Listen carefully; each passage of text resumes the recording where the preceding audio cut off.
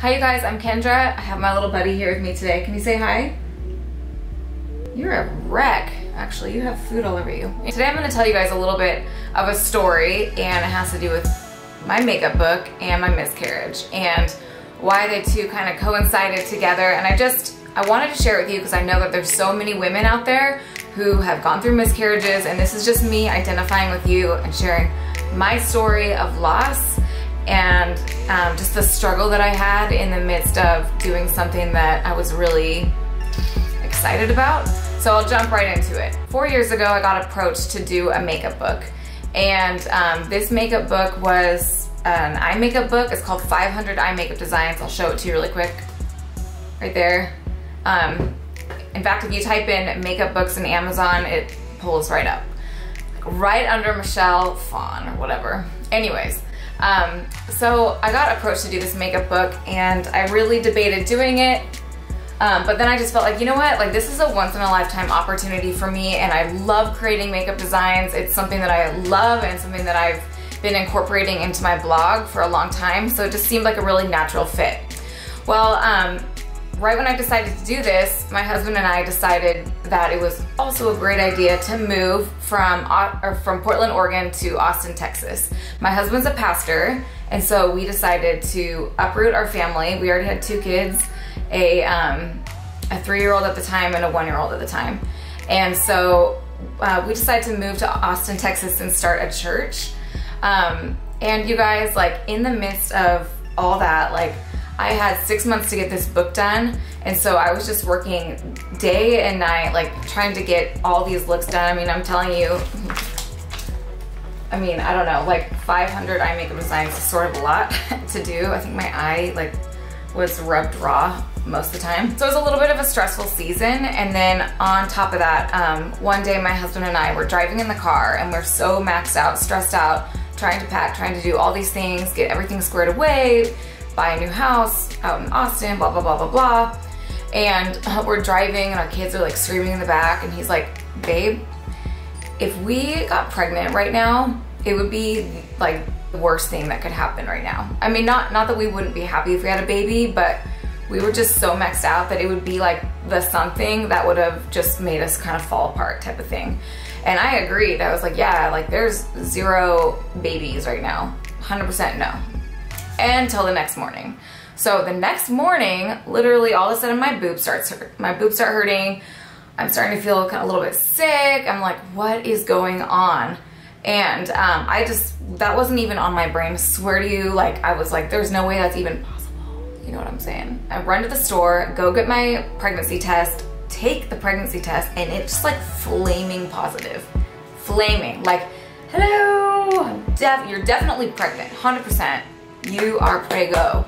And I just lost it. I was bawling my eyes out. I was so upset because I really just knew that like this was just gonna be really, really difficult.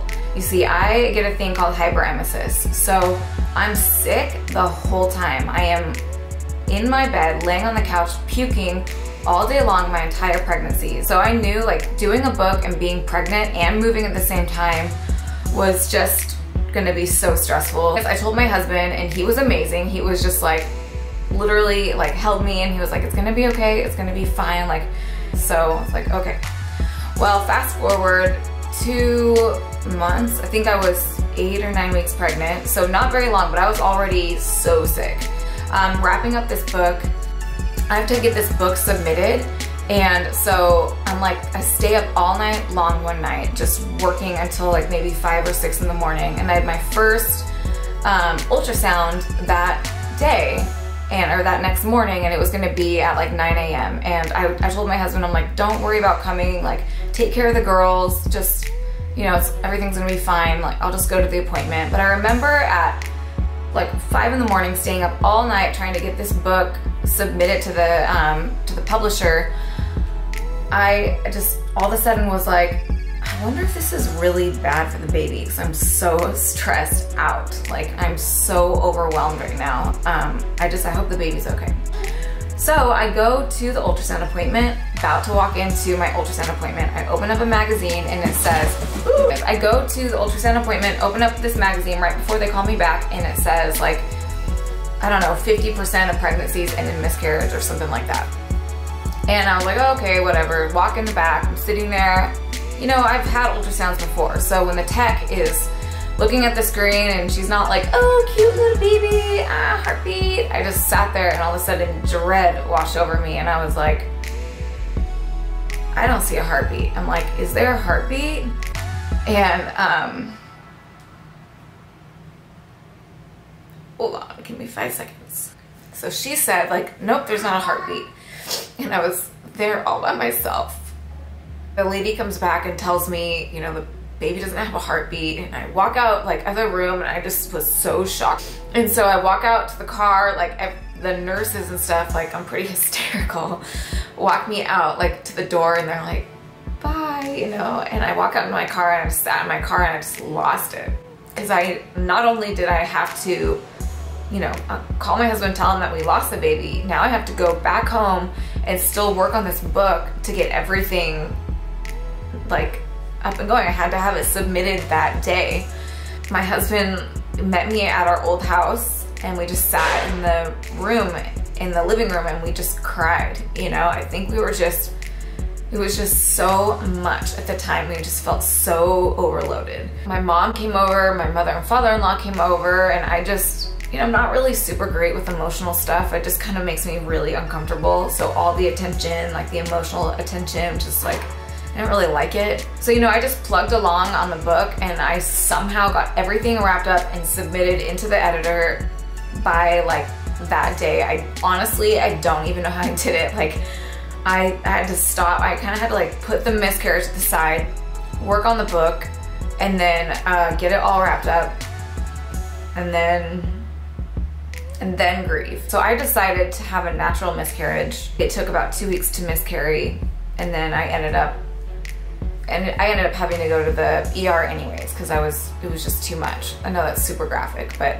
for those of you who have gone through miscarriages, you understand. Like it's so traumatic as a woman to go through an experience like that. Like it's just, it sucks so bad. Point of this, like you're like, why are you telling me this? You know, first off, like for those of you that have gone through miscarriage, I totally understand, and I swear to you, like as much as I grieved that baby, like, and I grieved that, just the whole experience. I identify with women like who have miscarried on a level that I never thought that I could.